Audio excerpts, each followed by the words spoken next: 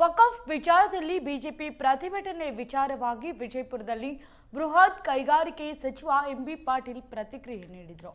ವಿಜಯಪುರ ನಗರದಲ್ಲಿ ಮಾತನಾಡಿದ ಅವರು 1974ರ ಗೆಜೆಟ್ ಕುರಿತು ಯಾಕೆ ಹೋರಾಟ ಮಾಡಲಿಲ್ಲ? ಬಿಜೆಪಿ ಕಾಲದಲ್ಲೇ ವಕಫ್ ಕುರಿತು ನೋಟಿಸ್ ನೀಡಲಾಗಿದೆ. ಬಿಜೆಪಿ ಆಡಳಿತದಲ್ಲೂ ಪಹಣಿಯಲ್ಲಿ ವಕಫ್ ಎಂದು ನಮೂದು ಮಾಡಲಾಗಿದೆ. ಬಿಜೆಪಿ ಚುನಾವಣಾ ಪ್ರಣಾಳಿಕೆಯಲ್ಲಿ ವಕಫ್ ಪರ ಭರವಸೆಯನ್ನ ನೀಡಿದ್ರು. ಶೋಭಾ ಕರಂದ್ಲಾಜೆ ಸಂಸತ್ನಲ್ಲಿ ವಕಫ್ ಪರವಾಗಿ ಪ್ರಶ್ನೆ ಕೇಳಿದ್ರು. ಇದೀಗ ಬಿಜೆಪಿಯವರು ವಕಫ್ ವಿರುದ್ಧವೇ ಹೋರಾಟ ಮಾಡಿದ್ದಾರೆ. ವಕಫ್ ಹೋರಾಟದ ಕ್ರೆಡಿಟ್ಗಾಗಿ ಬಿಜೆಪಿಯಲ್ಲಿ ಪೈಪೋಟಿ ನಡೆದಿದೆ. ವಕಫ್ ವಿಚಾರದಲ್ಲಿ ಯತ್ನಾಳ್, ಯಡಿಯೂರಪ್ಪ ಹಾಗೂ ವಿಜೇಂದ್ರ ಮಧ್ಯೆ ಪೈಪೋಟಿ ನಡೆದಿದೆ ಎಂದರು. ಬಿಎಲ್ಡಿ ಸಂಸ್ಥೆ ಡೀಮ್ಡ್ ಯೂನಿವರ್ಸಿಟಿಯಲ್ಲಿ BM ಪಾಟೀಲ್ ಮೆಡಿಕಲ್ ಕಾಲೇಜಿನಲ್ಲಿ ನಾವು 10% ಸೀಟ್ಸ್ ಕೊಡ್ತಿದ್ವಿ.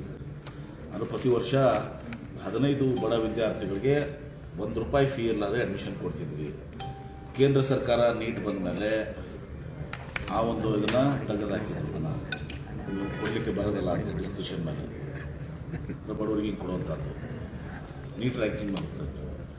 ಈಗ ನಾನು ಆ ದಿನದಿಂದ ವಿಚಾರ ಮಾಡಿದೆ. ಇವತ್ತು ವಿಜಯಪುರ ಜಿಲ್ಲೆ ಜನ ಮಕ್ಕಳು ಬಡವರು ಯಾರಿರ್ತಾರೆ, ಪಾಪ ಕೂಲಿ ಕಾರ್ಮಿಕ ಮಕ್ಕಳು, ಅವ್ರು ಯಾರಿಗೆ ಇವತ್ತು ಸರ್ಕಾರದಲ್ಲಿ ಸರ್ಕಾರಿ ಸೀಟು ಗೌರ್ಮೆಂಟ್ ಕಾಲೇಜ್ನಲ್ಲೇ ಆಗಲಿ ಅಥವಾ ಖಾಸಗಿ ಕಾಲೇಜ್ನಲ್ಲೇ ಆಗಲಿ ಆ ಸರ್ಕಾರಿ ಸೀಟ್ ಕೊಟ್ಟಿದ್ರು ಕೂಡ ಅದು 1 ಲಕ್ಷ 2 ಲಕ್ಷ ರೂಪಾಯಿ ಖರ್ಚು ಬರ್ತದೆ ಪ್ರತಿ ವರ್ಷ. ಅದನ್ನು ಕೂಡ ಕಟ್ಟುವಂಥ ಶಕ್ತಿ ಇರಲಿಲ್ಲ. ಈಗ ನೋಡಿ ಉದಾಹರಣೆಗೆ ಪಾಪ ತಂದೆ ಇಲ್ಲ, ತಾಯಿ ಕೂಲಿ ಹುಡುಗಿನೂ ಕೂಡ ಹಾಕಿ ವಾರದಲ್ಲಿ ಪಾಪ ಅಂತ ಕರ್ಕೊಂಡ್ಬಂದ್ರು. ಹೀಗಾಗಿ ಅಂಥ ವಿದ್ಯಾರ್ಥಿಗಳು ಏನು ಬಡವರು ಇದಾರ, ಆ ಬಡವರು ಯಾರು ಸರ್ಕಾರಿ ಮೆಡಿಕಲ್ ಕಾಲೇಜ್ನಲ್ಲಿ ಆಗಲಿ ಖಾಸಗಿ ಮೆಡಿಕಲ್ ಕಾಲೇಜ್ನಲ್ಲಿ ಸರ್ಕಾರಿ ಸೀಟ್ ಯಾರು ಪಡ್ಕೊಂಡಿರ್ತಾರೆ, ಸರ್ಕಾರಿ ಸೀಟ್ ಪಡ್ಕೊಂಡ್ರೆ ಅವ್ರಿಗೆ 1 ಲಕ್ಷ 2 ಲಕ್ಷ ರೂಪಾಯಿ ಪ್ರತಿ ವರ್ಷ ಖರ್ಚು ಬರ್ತದೆ. ಅಲ್ಲಿ ಟ್ಯೂಷನ್ ಫೀ ಆಗಲಿ, ಹಾಸ್ಟೆಲ್ಲು, ಮೆಸ್ಸು, ಬಟ್ಟೆ, ಆಮೇಲೆ ಬುಕ್ಸು. ಹೀಗಾಗಿ ಅದನ್ನು ನಮ್ಮ ಪ್ರೊಫೆಸರ್ ಕುಲಕರ್ಣಿ ಅವ್ರನ್ನ ರಂಗದ ಕುಲಕರ್ಣಿ ಅವ್ರಿಗೆ ಅವರೆಲ್ಲ ಕ್ಯಾಲ್ಕುಲೇಟ್ ಮಾಡಿ ಅವ್ರಿಗೆ ಪ್ರತಿ ವರ್ಷ, ಯಾಕಂದ್ರೆ ನಾಳೆ ಬರೀ ನಾವು ಫೀ ಕೊಟ್ಟಿವಿ ಅಂದ್ರೆ ಮೆಸ್ ಬಿಲ್ ಕಟ್ಟೋಂಥದ್ದು ಶಕ್ತಿ ಇರೋಂಗಿಲ್ಲ, ಹಾಸ್ಟೆಲ್ ಫೀ ಕಟ್ಟೋಂಥದ್ದು ಶಕ್ತಿ ಇರೋಂಗಿಲ್ಲ. ಅದಕ್ಕೆ ಪಾಪ ಅವರು ಅಲ್ಲಾಡುವಂಥ ಪರಿಸ್ಥಿತಿ ಆಗಬಾರ್ದು ಅಂತ ತಿಳ್ಕೊಂಡು ಕಂಪ್ಲೀಟ್ ಒಂದು ಫೀಸ್ ಪ್ಯಾಕೇಜ್ ಮಾಡಿ ಅವ್ರಿಗೆ ಟ್ಯೂಷನ್ ಫೀ ಆಗಲಿ, ಹಾಸ್ಟೆಲ್ ಫೀಸ್ ಆಗಲಿ, ಮೆಸ್ ಫೀಸು ಪ್ಲಸ್ ಬುಕ್ಸು ಎಲ್ಲ ಕೂಡಿ ಒಂದು ರೀಸನಬಲ್ ಅಮೌಂಟ್ ಅವ್ರಿಗೆ ಒಂದು ಸ್ವಲ್ಪ ಖರ್ಚಿಗೂ ಕೂಡ ಕೊಡುವಂಥದ್ದು ಮಾಡ್ತೀವಿ. ಸೊ ಸ್ವಾವಲಂಬನೆಯಿಂದ ಅವು ಬದುಕಲಿಕ್ಕೆ ಯಾರ ಮುಂದೆ ಕೈ ಬಿಡುವಂಥ ಪರಿಸ್ಥಿತಿ ಬರೋದಿಲ್ಲ, ಅಥವಾ ಕೀಳು ರಿಮೆಯಿಂದ ಪಾಪ ಅವು ಬಳಲಿಕ್ಕೆ ಆಗೋದಿಲ್ಲ. ಇದೊಂದು ಇದನ್ನು ನಾನು ಪ್ರತಿ ವರ್ಷ ಒಂದು 10-15 ವಿದ್ಯಾರ್ಥಿಗಳಿಗೆ 8, 10, 15 ಅದನ್ನ ಮಾಡ್ಕೊತ ಬಂದಿದ್ವಿ. ಹೀಗಾಗಿ ಇದೊಂದು BLD ಸಂಸ್ಥೆಯಿಂದ ಈ ಬಡ ಮಕ್ಕಳಿಗೆ ಸಹಾಯ ಮಾಡುವಂಥದ್ದು ಒಂದು ಜಿಲ್ಲೆ, ವಿಜಯಪುರ ಜಿಲ್ಲೆ ಇರುತ್ತೆ. ಸರ್, ಇವತ್ತು ರಾಜ್ಯಾದ್ಯಂತ ಬಿಜೆಪಿ ವಕಫ್ ವಿರುದ್ಧ ಜಿಲ್ಲಾ ಮಟ್ಟದಲ್ಲಿ ಹೋರಾಟ ನಮ್ಮ ಭೂಮಿ ನಮ್ಮ ಹಕ್ಕು ಅದು ಮಾಡಲಿಲ್ಲ. ಅವ್ರ ಪೀರಿಯಡ್ನಾಗೂ ಮಾಡಿದ್ರು. ಅವಾಗ ಯಾಕೆ ಮಾಡಲಿಲ್ಲ ಹೋರಾಟ? ಅವ್ರ ಪೀರಿಯಡ್ನಲ್ಲೂ ಕೂಡ ನೋಟಿಸ್ ಕೊಟ್ಟಿದ್ದಾರೆ. ಅವ್ರ ಪೀರಿಯಡ್ನಾಗೂ ಗೆಜೆಟ್ ನೋಟಿಫಿಕೇಶನ್ ಇತ್ತು ಏನ್ರಿ, ಅವ್ರ ಸರ್ಕಾರದಾಗೂ ಗೆಜೆಟ್ ನೋಟಿಫಿಕೇಶನ್ ಇತ್ತು. ಅವ್ರ ಪೀರಿಯಡ್ನಾಗೂ ಕೂಡ ನೋಟಿಸ್ಗಳು ಕೊಟ್ಟಿದ್ದಾರೆ. ಅವ್ರ ಪೀರಿಯಡ್ನಾಗೂ ಕೂಡ 9 ನಂಬರ್ 11 ನಂಬರ್ ವಕ್ಫ್ ತಪ್ಪು ಮಾಡಿದ್ರೆ ನಾವು ವಕ್ಫ್ ಹೇಳಿದ್ವಿ. ಮನೇನು ಕೂಡ ಪ್ರೊಟೆಕ್ಟ್ ಮಾಡಂಗಿಲ್ಲ. ವಕ್ಫ್ ಭಾಳಷ್ಟು ತಪ್ಪು ಮಾಡಿದಾವೆ, ಅದಕ್ಕೆ 2 ಮಾತಿಲ್ಲ.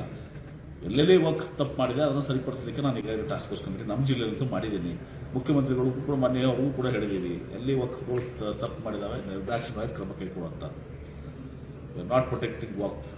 ಅದು ವಕ್ಫ್ ಬರೀ ಕೇವಲ ಹಿಂದೂಗಳ ಆಸ್ತಿ ಅಲ್ಲ, ಮುಸ್ಲಿಮರದು ಅನೇಕ ಆಸ್ತಿಗಳು ಆಗಿದೆ.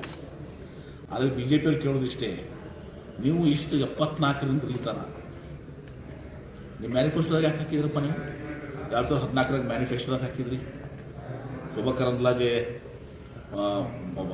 ಪಾರ್ಲಿಮೆಂಟ್ನಾಗ ಕ್ವಶನ್ ಕೇಳಿದಕ್ಕೆ ಮೈನಾರಿಟಿ ಅಫೇರ್ಸ್ ಮಿನಿಸ್ಟರ್ ನಕ್ವಿಯವ್ರು ಉತ್ತರ ಕೊಟ್ರಿ. ಅವಾಗೆಲ್ಲ ಹೋಗಿತ್ತು ನಿಮ್ದು ಹೋರಾಟ? ಅದು ರಾಜಕೀಯ ಪ್ರೇರಿತ ಕಾಂಗ್ರೆಸ್ ಸರ್ಕಾರದಾಗ 2 ದಿವಸ ಕುಂಭಕರ್ಣ ನಿದ್ದೆ ಮಾಡಿದ್ರು ತಾವಂತಾಗ. ನೀವಿದ್ದಾಗ ಯಾಕೆ ಮಾಡಲಿಲ್ಲ ಇದ್ರಲ್ಲ? ಕೇಂದ್ರ ಸರ್ಕಾರ ನಿಮ್ದೇ ಅದ, 10 ವರ್ಷ ಕೇಂದ್ರ ಸರ್ಕಾರ ಅದ, 2014 to 24 ಮಾಡುವುದಿರಲಿ. ನೀವು ಅದಕ್ಕೆ ಸಪೋರ್ಟ್ ಮಾಡಿದ್ದೀರಿ, ಮ್ಯಾನಿಫೆಸ್ಟೋದಾಗ ಹಾಕಿದ್ದೀರಿ, ಫ್ಲೋರ್ ಆಫ್ ದ ಹೌಸ್ ಉತ್ತರ ಕೊಟ್ಟಿದ್ದೀರಿ ಲೋಕಸಭೆಯಲ್ಲಿ. ಇಲ್ಲಿ ಬಂದು ನಾಟಕ ಮಾಡ್ತೀವಿ. ಸರ್, ಈಗ ವಿಜೇಂದ್ರ ಅವರು ಯತ್ನಾಳ್ ಅವರ ಕ್ರೆಡಿಟ್ಗೋಸ್ಕರ ಇದು ನಡೀತಿದೆ ಅಂತ ಹಂಗೆ ಆ ವಿಜೇಂದ್ರನ ತೆಗಿಬೇಕಂತಾರ, ಇವರು ವಿಜೇಂದ್ರ ದೂರ ತೆಗಿಬೇಕಂತಾರ. ಒಟ್ಟಾರೆ ಇದು ಅವರವರ ರಾಜಕೀಯ ಗೊಂದಲ, ಇದು ಡ್ರಾಮಾ. ಸರ್, 3 ಉಪಚುನಾವಣೆ ಮತ್ತು ಮಹಾರಾಷ್ಟ್ರ ಜಾರ್ಖಂಡ್ ಎನ್ನಿಕೆ ಮತ್ತು ಫಲಿತಾಂಶ ನಾವು ಆಶಾಭಾವನೆಯನ್ನು ಹೊಂದಿದ್ದೀವಿ. ಮಹಾರಾಷ್ಟ್ರದಲ್ಲಿ ಜಾರ್ಖಂಡ್ನಲ್ಲಿ ಎರಡು ಕಡೆ ನಮ್ಮ ಪಕ್ಷಕ್ಕೆ ಇವತ್ತು ಬಹುಮತ ಬರ್ತದೆ, ಸರ್ಕಾರ ರಚನೆ ಮಾಡ್ತೀವಿ ಅಂತ ಆಶೀರ್ವಾದ ಮಾಡಿದ್ದೀವಿ. ಸರ್, ಈಗ ಅದಾನಿ ಅವರಿಗೆ ಬೇರೆ ಅಮೆರಿಕ ಇದರಿಂದ ವಾರಂಟ್ ಬೇರೆ ಇಶ್ಯೂ ಇದೆ ಸರ್. ಆಯ್ತು, ಯಾರು ತಪ್ಪಿಸ್ಟ್ ಮಾಡಿತಾರೋ ಅವ್ರ ಕ್ರಮ ಆಗ್ತದೆ. ಯಾರು ಪ್ರೊಟೆಕ್ಟ್ ಮಾಡೋದು ಪ್ರಶ್ನೆ ಬಂದಿಲ್ಲ. ಈಗ ಯಾರು ತಪ್ಪು ಮಾಡ್ತಾರೆ ಅವ್ರು ಯಾರೇ ಇರಲಿ, ನಾನು ಇರಲಿ, ಅಂಬಾನಿ ಇರಲಿ, ಬೇರೆ ಯಾರೇ ಇರಲಿ, ಅವ್ರ ಮೇಲೆ ಸ್ವಾಭಾವಿಕವಾಗಿ ಅದು ಒಂದು ದಿವಸ ಅವ್ರಿಗೆ ಶಿಕ್ಷೆ ಆಗಬೇಕು ಅಥವಾ ಕ್ರಮ ಆಗಬೇಕು.